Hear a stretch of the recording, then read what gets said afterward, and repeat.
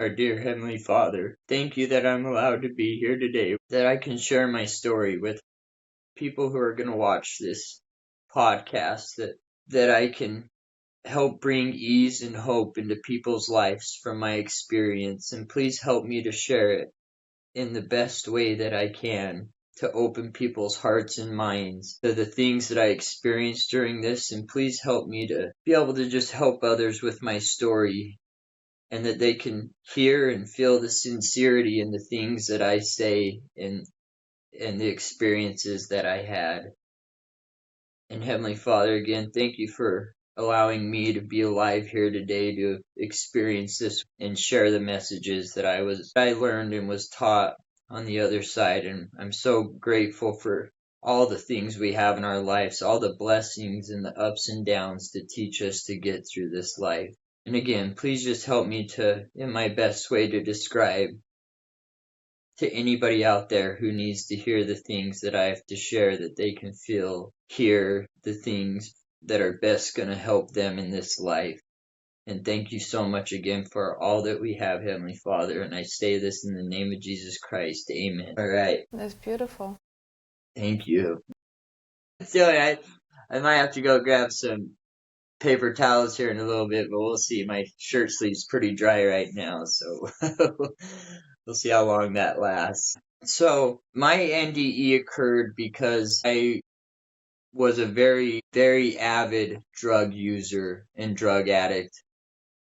I was an IV user, which is always a little bit more scary than other ways. It's killed a lot of my friends and a lot of loved ones also.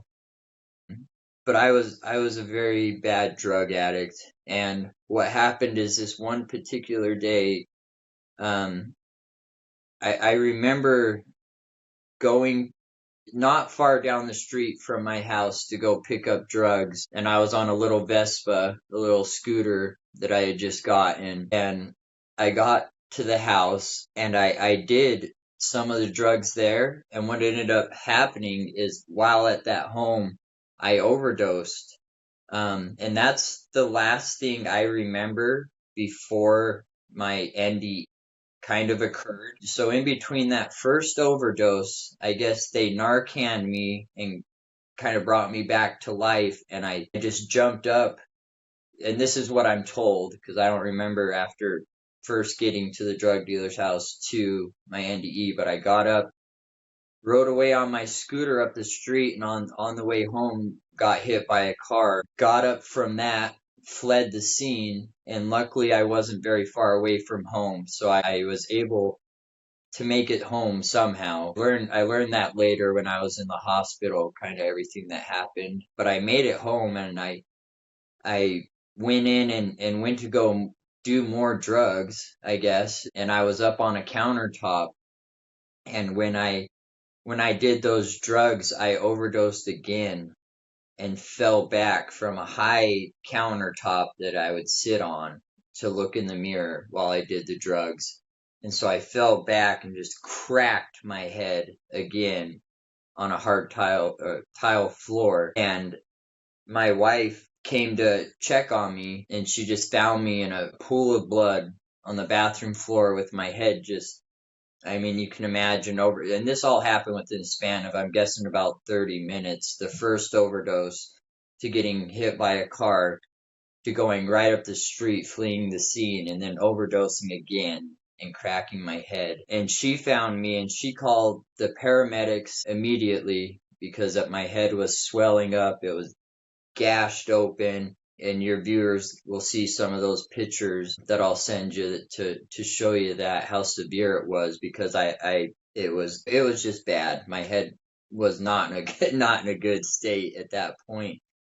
And so I guess she called the paramedics, and they came and started trying to revive me, doing CPR, everything, and they immediately rushed me into an ambulance to go down not too far away from my house to a really good hospital here in St. George, Utah. But that's where my NDE kicks in. Like I said, it started with me going to pick up drugs, and that's the last thing I personally remember before all of a sudden I'm in this ambulance and I'm looking down at my body in this ambulance, and the crazy thing is I could see through the ambulance as if it was transparent, and I saw all these people working on me. I saw them putting something into my knee. What I learned later was like some type of drill with a needle that they have to do in really emergency situations to get a vein and an IV going of what they had to do. And also later it'll come up in the story that I remember an Asian guy with a red pen in his pocket there too. And I saw all this while looking at my body being worked on. And I wish I had the notes here, but I flatlined, coded, died. My heart kept stopping a couple times on the way to the hospital. And while I'm above my body in this ambulance going down the road, as I'm looking down on it, I remember all the fear, the anxiety, the depression, the anguish. I mean, it's hard for me to put into words. I try to pick out a lot of those words that make you feel really bad, because that's what I felt. It was terrifying. And I remember one thought, even as I was looking down at my body and them working on me through the ambulance, is just the fear of what is going on. Like, why am I staring at my body being worked on, and why do I feel so awful? And I even remember kind of thinking to myself, like, is this what it means to be a ghost? And I know that sounds weird, but I was in a terrified state at that time, and that's what was going through my head, is that like, am I stuck in this realm to where I'm going to be full of this anxiety and fear and stuff all the time? And so they're taking me to the hospital, and I remember them working on me, and I remember seeing specific things as they were doing it. And as I was above my body, and I just, the anguish that I was feeling in whatever realm you want to call, I don't know what to call it. I don't know where I was at that point, but I would say it seemed like I was like maybe 6 feet above the ambulance, but still seeing through it. And I thought, am I a ghost for the rest of my life looking at my body? Is this, because I didn't know, I didn't have the idea that I had died or anything like that. I was in total confusion about what was happening. And so they're rushing me to the hospital, and as I'm feeling all these horrible, horrible emotions in this realm, that's when it almost got to a peak of me not being able to emotionally or spiritually take what I was feeling anymore, because I didn't feel physical pain when I was seeing all this. I didn't feel physical, but I much would have rather felt physical pain than what I was feeling there. And I just remember having that thought of, is this it? Like, what is this? And is this it? Am I stuck here forever? Almost like a terrible nightmare type thing. And that's when instantly, I've heard other people, since I've shared my NDE and looked more into NDEs, now that I know that I'm not the only one out there who's had this experience, because I didn't share it for a long time because I didn't want to be ridiculed, or I was scared of what people would think about me having it. And so I just remember, just boom, instantly I was away from all that pain and all that anguish that I was feeling, and I was just standing in this big, beautiful grass field. And I remember looking out over the grass, because it was such a stark contrast from what I had felt above that ambulance to all of a sudden being in this grass field, to where when I looked down and out over the grass loved me.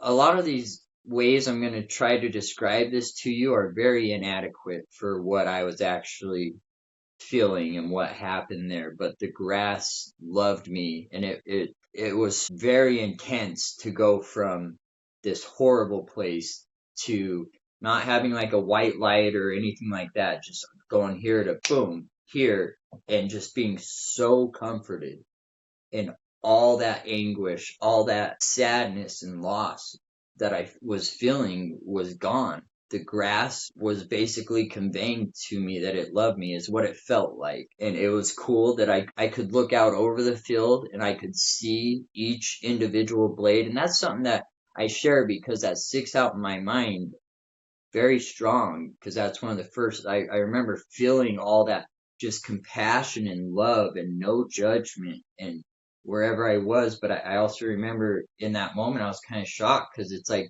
if you look out over a field, if you're looking at the end of the field, you don't see the grass right in front of you necessarily, the blades of grass. You're focused there. You can't focus on two things at once. But in this place I was, it's like my focus was, I could see each individual blade of grass close and far, and I could see it clearly. And so it was a different way of seeing, almost, I guess, too, you could say. And as I'm looking out over this grass field, I see this big hill in the distance, and the way I describe it is it seemed like it was about a quarter mile away. But the really cool thing is, behind that hill were these bright, beautiful rainbow type colors. But rainbow also isn't an adequate word for the colors that I saw.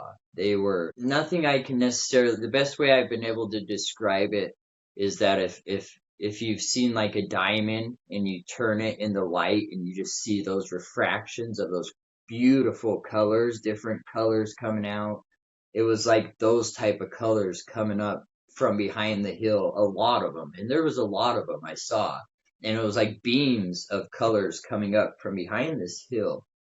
And the cool thing was, out of all those colors, I could discern two of them that seemed separate from the others, and one of them was a reddish color, and that was my grandpa, and I knew that. It sounds crazy to say that a color I could know was my grandpa, but it was, and I could feel his love. I could feel his presence there, like, so hard for me to describe, but I knew that color was my grandpa, and he was basically telling me that he loved me and everything was going to be okay type thing.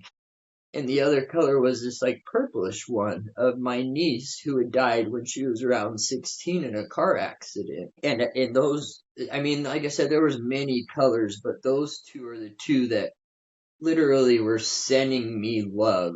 And I don't know how, and I also don't know how to explain it, but those two colors and were sending me love and comfort, and just basically it felt like a hug and telling me that everything was going to be okay. And I remember in that moment, it was so startling to me, yet it was still so comforting to me also. And I still didn't have a sense that I had died or anything. I just knew that all of a sudden it's above my body, having a horrible experience. All of a sudden I'm here and this grass loves me, and I feel my family members behind the hill.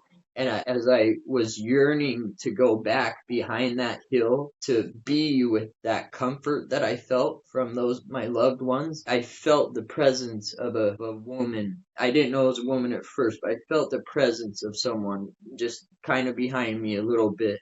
I remember turning, and there was just this beautiful lady just there, and she was in white. And as the time has gone by, I look back on it.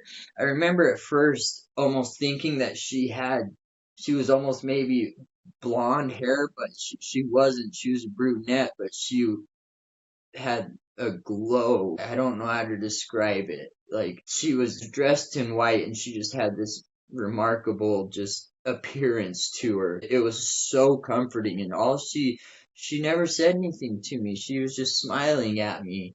And instantly she started communicating with me, not through words, but through what people call telepathy. But I think that's also not a good enough word for what I experienced, because I wasn't just having words put in my head.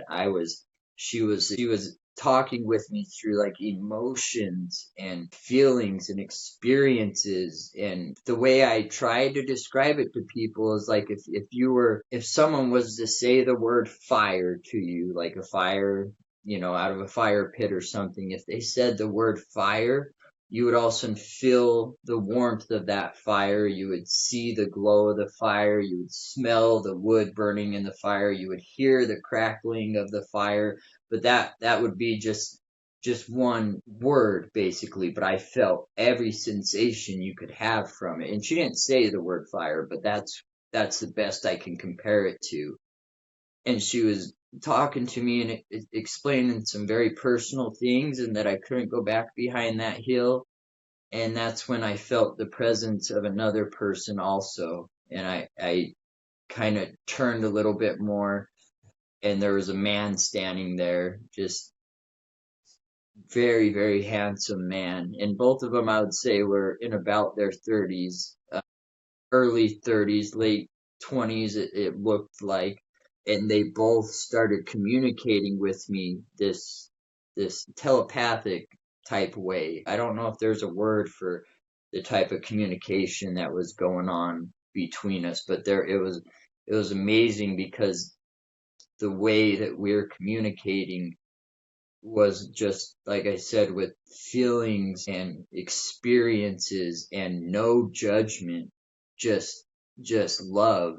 But they were two individual beings that some parts of what they explained to me is that they were allowed to come to that place, wherever that green grass field is. I don't have answers for that. I don't know. But they were allowed to come there from God, from our Creator, our Heavenly Father.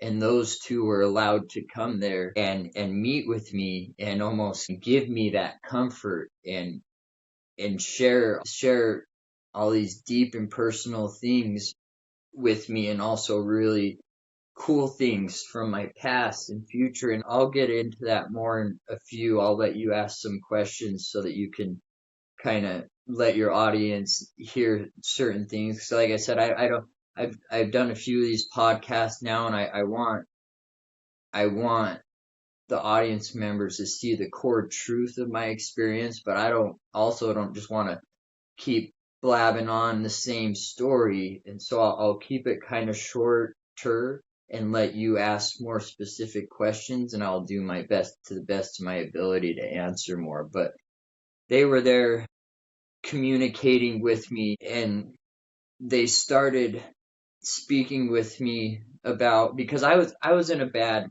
place in life. Like I said, I was a drug addict. I have always been a very good, kind, loving person.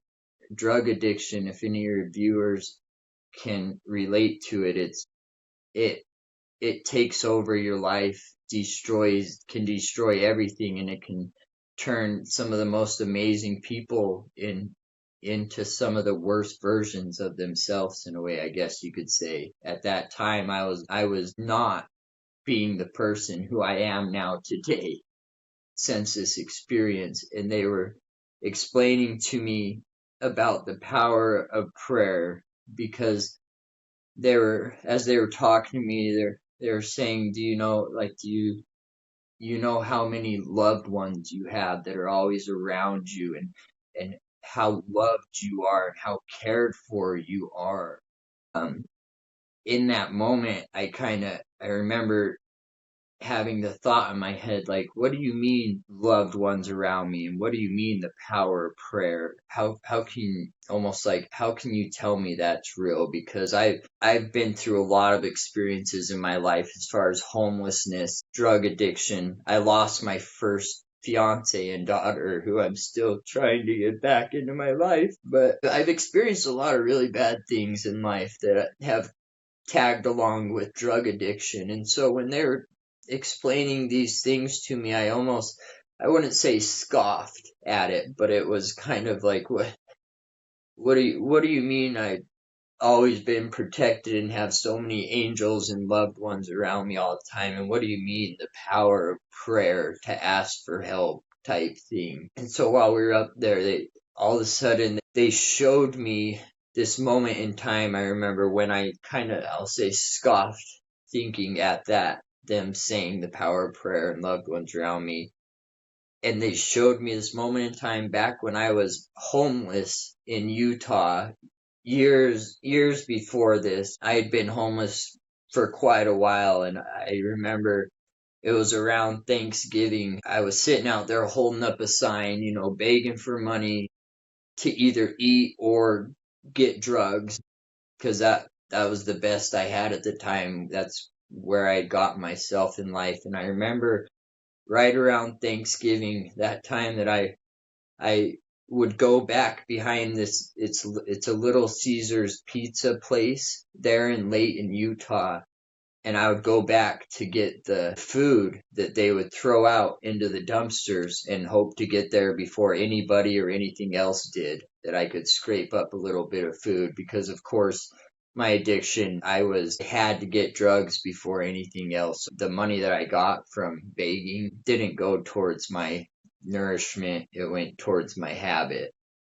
So I would go back there, and I remember this one night when I went back to get some food. There was just a piece of pizza that had marks out of it from, I'm not sure exactly what, but I remember picking up that piece. And I remember sitting there looking at this piece of pizza, and just thinking to myself, wow, Landon, you have ruined everything in your life. You lost your daughter, your first, your fiance, your family. Like, what is your worth in this world? You have no worth. And I remember all these thoughts coming to me so fast, like almost that I didn't even have, I mean, I had those kind of thoughts before, but not as momentous and hardcore as they were in this moment behind this dumpster. And I just remember telling myself that this is the best you can do in life. You're worthless. You have no worth on this earth anymore. You're begging for money and eating out of dumpsters. And I remember resigning myself to committing suicide after that. Like, I was going to very soon after that. And I remember as I was thinking those things, I just remember feeling this all of a sudden overwhelming sense of love. And I don't mean just emotionally or spiritually. It was emotional and spiritual, but I literally felt someone come up behind me and just hug me and tell me in my mind, that I was loved. And at the time it didn't make sense to me how I was feeling. I was having all these evil thoughts coming into my head behind this dumpster, and then when I was resigned to committing suicide, all of a sudden this intense physical, emotional, and spiritual thing happened to me, that I felt that someone was basically held on to me and said, no, you have worth. Like, you have worth, and you're loved. And I remember that moment, and it saved me from committing suicide that night. And I didn't know what that was at the time, but what ended up happening is when these two people I was with were sharing with me and showing me how loved I was, and how many loved ones I had around me, it's almost like again, it's hard for me to put in to words in a way that makes sense, but it's almost like they showed me a vision of this past event when I questioned about the power of prayer, and how could, God love me, someone like me type thing. And they showed me this moment in my life that all of a sudden it made sense, because they showed me that moment where I was committed to committing suicide, and I saw these beams of light come down, those colors, like the ones that were back behind the hill. I saw them come down to me in that moment when I felt that hug, and I saw these black things just fly away. And I describe them as like these wispy black things. They didn't really have shape or form, but I remember in what they were showing me in this moment is that they're basically saying, look, do you not remember this night? Do you not remember the way that you felt and you were going to commit suicide? And then they say, do you remember this moment that you felt that literal presence save you from committing suicide.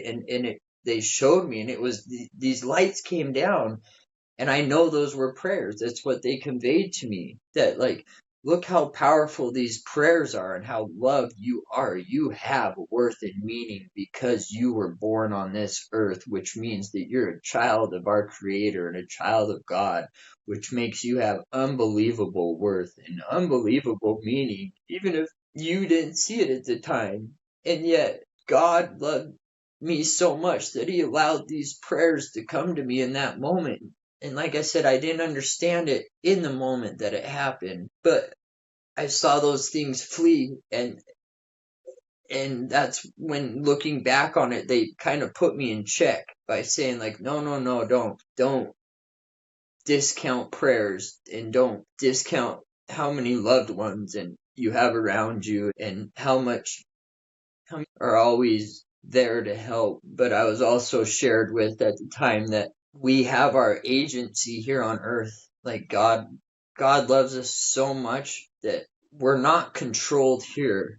We are here to make decisions. And this is not religious. I am not saying any of this. When I say prayer, when I'm telling you this story, this is me at that some of the worst of my drug addictions. At this point in time that I'm telling you now, that was years before my NDE, was some of the lowest points in my life. I didn't have spirituality. I didn't have religion. I didn't have any of that. And they were showing me this and showing me how powerful it was. And it really quickly made me do a 180 on the whole fact that prayer is not powerful and that I don't have worth just because I'm living the way that I was. And it changed my life forever, seeing that and feeling that. I felt it too. When they showed me this moment, I felt for a second how I felt behind that dumpster, just as like a reminder of, like, no, no, look, do you not remember this night? And it made so much sense of how powerful prayers were, and that they were telling me that this life is not it. This is not the end of life. There's life after this life, and there's still progression, but in this life we will choose where go after this for progression. I don't know exactly how to explain it, because I'm LDS, or what people call Mormon, but this experience was when I wanted nothing to do with any of that stuff. I want nothing to do with religion. I want nothing to do with spirituality, any of that. I was so self-consumed by my drug addiction. They were just showing me and explaining to me, and it's hard for me to try to cram it down in this little podcast with you to explain some of the things. So I'm sorry if I hop around a little bit. I'm trying to think of the best way to describe my experience that I had, but that look how loved you are because you are a child of the Creator of the highest, and He loves you so much that He gives you free will here on earth to experience the things you need to and learn the things you need to. But He does not just throw you out in this ocean we call earth without a life vest. And the big life vest for me that I've learned now is prayer. And that's why I hope people don't take me saying prayer is some religious dogma or anything like that. The way they were describing it to me, it is for every human being to have a connection and a life vest, like I said, through these hard experiences we go through. So they were showing me all this stuff. They also showed me a I don't know if showed me is the right word, more of warned me about a couple things in my future. But it wasn't like they were saying this will happen type thing. It was more out of love. Like, hey, look, if you take this fork in the road, this something bad like this could happen, or you could take this fork and it'll be a better choice type thing. So it's not like they were telling me exactly what my future was. It was just a loving warning thing. And one of those two things came it happened, and I made the wrong choice, and paid I've paid for it emotionally and spiritually every day since. The other thing hasn't happened, and since that first thing happened that they shared with me, I know the second thing will happen, and I have that choice, that freedom of free will. Only now I know that with prayer I can make it through and make the right choice. And I wish I could emphasize and share that feeling that I had of how true and powerful prayer was from the experience I had, but it's impossible to put it into words on it. And people have asked me, a lot of people want scientific proof and knowledge about life after death and other things, which is totally understandable. Science is amazing. Science is an amazing tool to help us continue learning and helping. But what I say to people is scientific knowledge will never yield spiritual truth that I felt through this experience. And so I can try to give you my best rundown through my words that I have to try to help you kind of understand more what I experience, but scientific knowledge will never yield the spiritual truth that I felt up there. And so I'm speaking with them, and they're telling me and showing me these things, as it, I guess you would say, was kind of wrapping up. We were kind of wrapping up the experience. I don't know how else to put it, but it wasn't like goodbye from them or anything like that, or there was no goodbyes. I just all of a sudden felt just the floodgates open of love from those lights behind the hill, just the floodgates open, and an overwhelming rush of I love you and I will see you again, and do your best on this earth that you can. And like I said, there was no judgment from it. It was pure love. And I don't know how else to describe it other than that it was this one final goodbye of I love you, and we will see you again type thing. And that's when boom, I was all of a sudden back above my body. Only this time it was in this operating room, and I saw part of my brain surgery, because when you show them the pictures, I mean, I'm trying to grow my hair out because I have a gnarly scar. When they see the pictures, they had to cut from here back to here, down, and then up around my ear, and drill holes into my head to drain all the fluid and blood and get the swelling down. And so I have a good little mop of gray hair on my head now. Luckily, it's kind of covers up that scar, but um, I saw briefly that scene of them doing that to me above my body again, just like above the ambulance. And again, those horrible, horrible feelings all came back wherever I had just left of that amazing, beautiful, wonderful place. It was gone, and all those horrible feelings, the depression, anxiety, all that stuff that people feel here on earth came back to me. And as I'm looking at this, down at myself again and seeing part of this surgery and having those emotions, I couldn't take it. I felt like I was gonna explode. It's hard. I don't have a word for it. It was just too much. And that's when I remember hearing that lady's voice again, of the one that I met in that place in the grass field, of saying, Landon, it's time. Landon, it's time. And she said it twice. I'll always remember that. And I don't know why she said, I don't know I still to this day, I don't know what it's time means, other than maybe coming back to my body or something. I'm not totally sure, but she said, Landon, it's time. Landon, it's time. I remember waking up, and all of a sudden all my family was all around me. And as I opened my eyes, I remember seeing these dark, wispy things fly away again, the same things that were behind that dumpster years before, when I was about to commit suicide, were in that hospital room.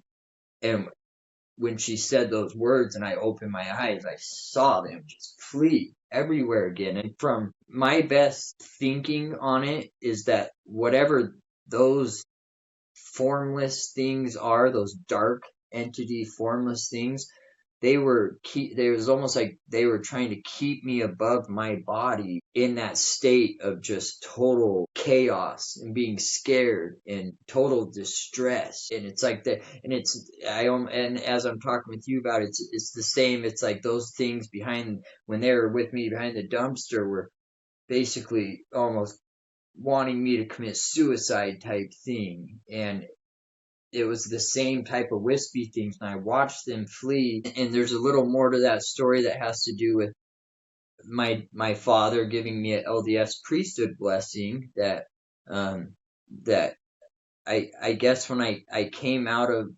surgery and all that stuff, I don't remember any of this, but I guess I told my wife, call my dad and get him down here to give me a blessing. And I don't remember this. This was told to me, because I didn't kind of come to until like a few days later after. It's very hard for me still to this day, the timeline on how things were going here on Earth with my body compared to the timeline where I was, and how that, because they don't exactly add up. It's like time was not the same, or time meant nothing almost there type thing. I couldn't tell you how long I was there up there for. And so it's hard for me to try to kind of align these things that I hear from people from what I was experiencing to what my family was experiencing with my body down here, where the doctors were like, we're just looking at the next 24 hours to see if he can even survive this surgery. If this surgery doesn't work, we have to do another surgery, just a ton of stuff. And they're basically just saying, like, he could be a vegetable. He's flatlined, coated so many times. We're just focusing on 24 hours. We're not even worried about long-term recovery at the moment. It was just keep this guy just somewhat alive at the moment, just hoping they didn't have to do more surgeries and all that. But sorry to get off topic there again, but yeah, I watched those black wispy things flee from my hospital room, and what I know happened, and like I said, I can't match the timelines, but what I know happened is my dad gave me that blessing, and those black things took off from that hospital room. And it may not have been the exact time that I woke up. I guess so it's hard for me to get into those parts still, because I don't know how to match the timeline. So that happened, and I had to learn how to walk again. I had to learn how to talk again. I was in the neuro ICU for over a month, and they thought I'd be in there minimum if I survived. After they realized I was going to survive the next 24 hours, and it was in the main neuro ICU. They were like, he's going to be in here at least probably 6 months or more. Like his brain he got pretty messed up. You can imagine one overdose, dying, getting back Narcan, back up, getting hit by a car, and whatever happened there, I don't know, and then getting back up, overdose, dying again, and cracking my head more within the span of this short time.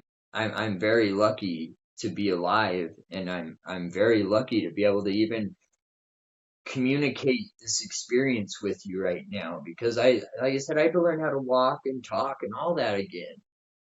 It was so hard, and I still, out of half of my left eye, I'm blind, because I have I have a big scar. The last, whatever it's called, MRI or CT scan, whatever one it is from my neurologist, shows that I have a grapefruit sized scar on my brain from where this injury happened, and where I had these blood clots on and stuff. And I have 4 titanium plates in my head with little titanium clips and stuff in my head.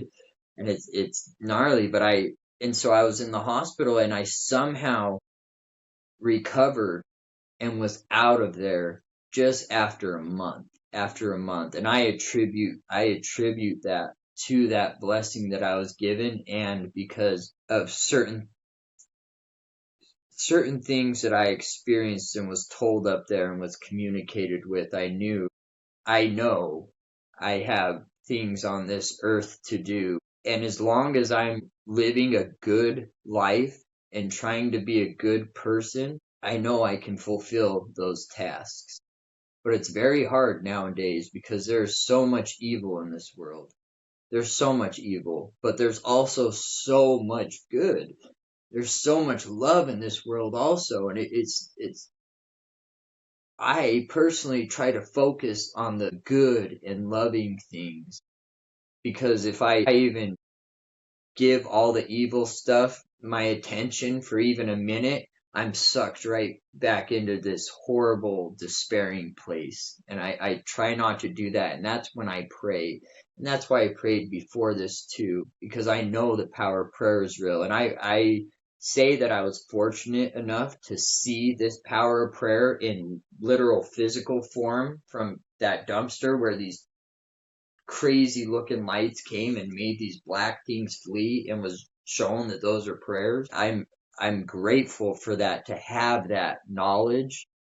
But I also, like I've said before, I paid the price kind of to have that knowledge, and I'm very lucky to be able to be back and share this with people. And it's taken me a long time. My family didn't even know about this until just months ago. I shared it for the first time with my family. My wife, it took me her a little bit to share with her about it too, because I was so scared, and I didn't know what to make of the whole experience either. So it's like, how can I share that with others when even I think it sounds crazy? Yet I know it was real, because when I was at the hospital, that they had a patch on my knee. I was asking the nurse one of the days in the ICU, I was like, why were they like drilling into my knee? Why were they doing that to my knee? She's like, well, that's where you had the thing put into you when you were dying and flatlining and stuff on the, and I was like, yeah, I know, I saw that. I saw them do it. Why did they do that if I have a head injury? And she was like, what do you mean you saw them do it? And also, I mentioned the Asian guy with the red pen right there. I saw that and I brought that up to him, and so that confirmed that it was not just some release of DMT or whatever people want to try to say. It was a real experience, and I saw this physical world in whatever spiritual realm I was in at that time. And I'm not claiming to have all the answers to it. As I'm telling you, a lot of this I'm saying, no, this is what happened. It blows my mind too, and that's why I've been so scared to share it with people. But the biggest thing that I can share with people now, that I'm not going to hold back anymore, because people need to hear the message of how powerful prayer is. And when you pray, there's no wrong way to pray. But the way I even said it to my wife the other day, because she was having a hard time, I said, babe, if when you pray, think of it like a Valentine Day card to like your mom or dad, or think if our son gave you a Valentine Day card. Yeah, it's cool if like he just goes and buys one from the store and you open it. Oh, happy Valentine's Day, mom, love you. And you're like, oh, that's sweet.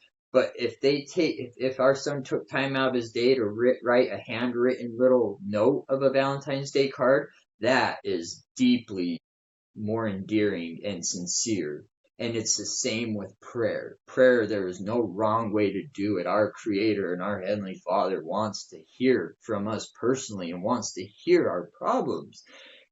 He knows how to help, but he wants us to reach out. And they were telling me these things and showing me when those prayers came to me from behind that dumpster. My parents were living across the world in Australia at the time, and they knew I was on the streets homeless, and they were terrified.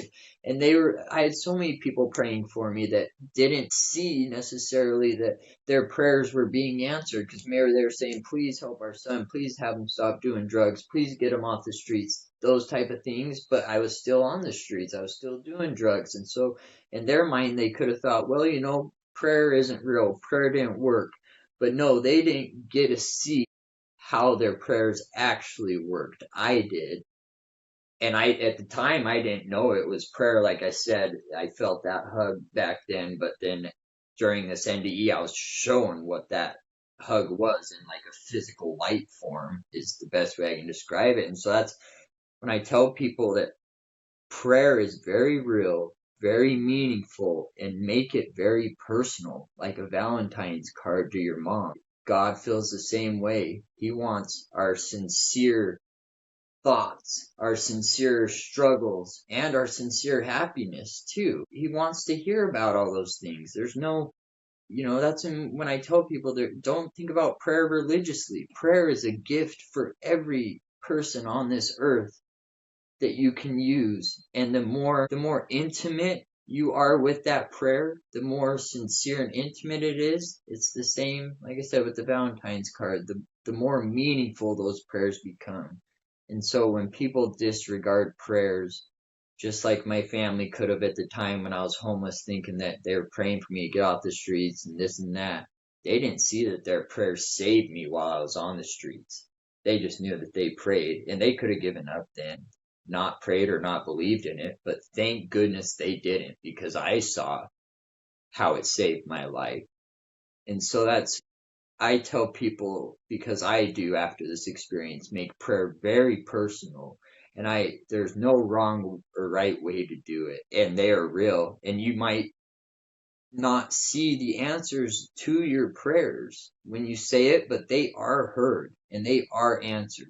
My parents were in Australia when I was behind that dumpster and going to commit suicide here in Utah, in America, and their prayers saved my life. And if they decided prayers weren't real or God didn't hear them or didn't answer prayers, then they could have believed that very easily because I was still on the streets, but they didn't know that those prayers saved my life in that moment. And so I tell people that the prayer is very real, very powerful, and it might not come the way you want on your timeline, but I promise you it comes on the timeline that is best for each individual from a loving Heavenly Father. And I am so grateful that those prayers came to me in that moment to save my life, because that was not my parents' timeline they were looking for, but it was our Creator's timeline who saved my life through those prayers.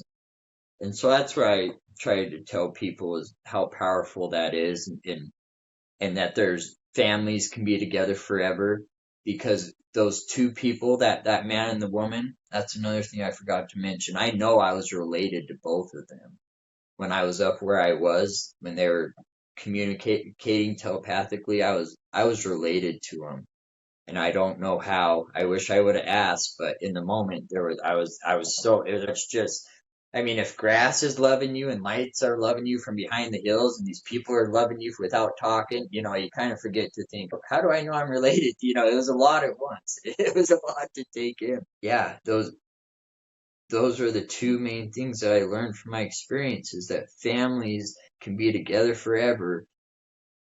There is life after this life. And so for those who are missing loved ones, mothers, fathers, sisters, brothers, children who have lost anybody in their life, I promise you, there is life after this life. And I don't just throw the word I know or I promise out there. Hardly ever, but that is one thing that I will tell you that I know there is. And so I would hope it gives other people who are suffering and going through grief and things like this over lost loved ones, or thinking that, God doesn't hear my prayers.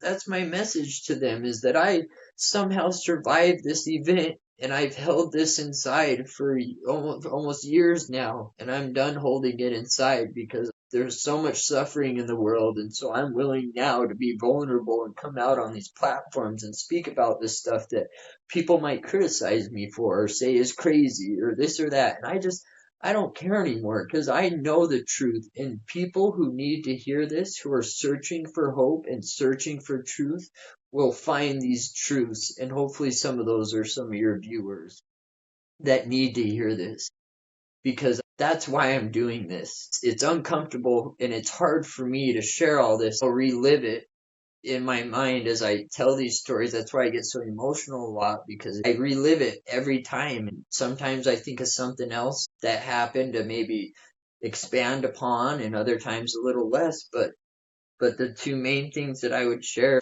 with all of your viewers from my personal experience, which I shouldn't be here alive with you right now, and they'll see that in the pictures, is that families can be together forever. There is life after this life, and prayer is very powerful. And I say all that from a spiritual and a human point of view. I am religious. I'm a Latter-day Saint. I'm LDS or Mormon, some people call it, but I wasn't that way at either of these events that I'm talking to you about. Like, I was done with religion. I was done with spirituality. I thought I was worthless, or, there is no God in each of these events type thing. And so that's coming from me just trying to share with you my experience of what I experienced. And I've held it back for a while, but I'm trying my best to now put it into words to describe this experience. And so, yeah, I'm sorry I just threw up a lot of information on you right there at once. And so, but I say what I feel I need to say in the moments that I need to, and I'm done shying away from holding this experience and these truths that I know to be true back from people. I want to share it to anybody and everybody I can. And so if you are more than welcome to ask me more questions about it now if you'd like, now that I've given you a whole ton of I have to say, I absolutely loved it, and I loved how you shared the whole story and shared so many pieces of it. And I think it's so powerful and courageous being so open about it, because you have a powerful message to share. Thank you so much. That means a lot to me. It means a lot to me hearing you say that. Thank you.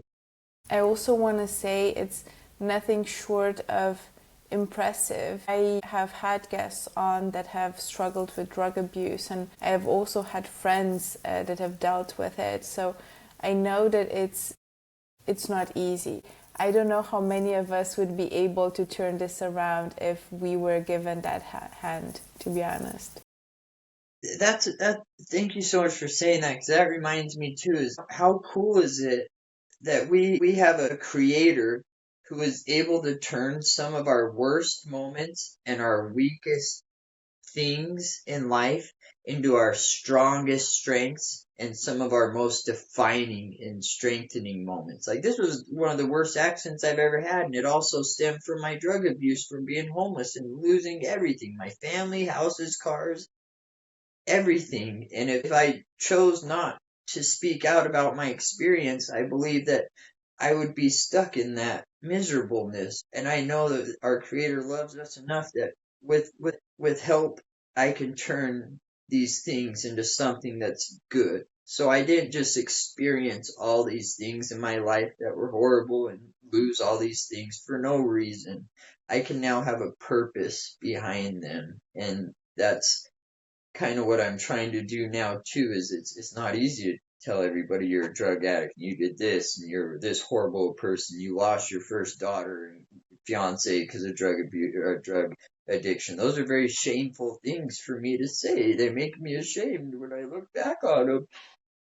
But I can't just sit in that shame anymore. I have to open up and share my experience and also my feelings about all this. And I'm so grateful that we live in this world, in this universe, where you can choose right from wrong. But if you make a mistake, you have prayers and a loving God who can help you turn those mistakes into some of your greatest strengths. And that's what I'm trying to do now. Even though it's still not easy, I still have a lot of shame and guilt from my past. But I want to share this with people who are suffering, and to give people hope, and to also just show people that how I was before when I almost committed suicide. If you are here on this earth right now, you have a purpose, you have a meaning, and I would invite them to pray and ask wholeheartedly, with an open heart and open mind, and ask for help, and ask whatever questions are in their heart, that's available to everybody. And I didn't utilize these things before this experience, and that because I didn't understand the power of it. It was always like, oh, prayer, whatever, it didn't work, blah blah blah, until I had this experience.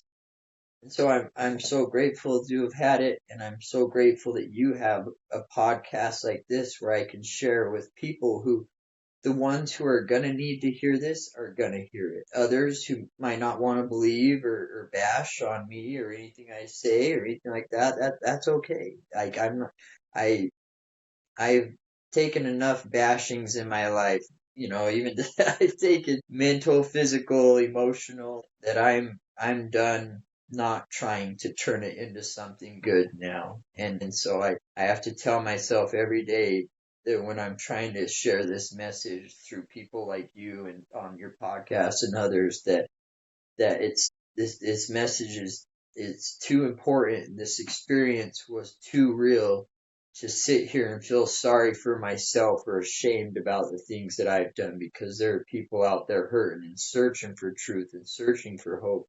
And that's the only reason I do these things now, is to spread that message, and the people who need to hear it will hear it. Even if this whole story, if someone only heard one word or one sentence that helped them, then that made my time worth sharing, my experience worth it on your podcast. So thank you, Sabrina. No, thank you. Thank you. And I'm sure that I would also invite everybody to share in the comments what they took from it. But I know that I've taken a lot from this conversation. We often ask ourselves when we go through hard times, why would an all-loving God have me go through this? So what would you answer for that, Landon, at this moment? Why would all-loving God have you go through this? My answer to that would be, and I'll kind of answer it from my addiction point of view, from like me having, say, my addiction with drugs. If I needed help getting out of my addiction, it would be very hard for me to trust anybody or listen to anybody who hadn't first experienced it and tried to help me. If it was just someone who had no idea about anything that I had experienced, I would have a hard time trusting them or even feeling like they even came remotely close to understanding what I was going through. So how could they help me? And so my answer to that is I am so grateful, looking back on all these experiences and events that I went through, the good and the bad. I am so grateful for all of them, because it has taught me so much empathy and so much love. And a loving God allows us to come here so that we can experience empathy and love and to help others. But how could I have empathy or understanding or love for another homeless person that I drive past, or another drug addict? How could I talk to them and try to help them if I first wasn't, in what I believe, strong enough to go through it? And so I believe, like almost like it says in some scriptures, that God will not give you more than you can handle. But I believe in my case, God gave me just enough to where I could handle it, and then I could turn it around to then help others if I so chose to. And so a loving God and creator lets us come to this earth to experience these things. And some people's experiences are worse than others. Some people have had worse experiences than I have, and some have had less, bad experiences. But how cool is it that we get to have experiences on this earth?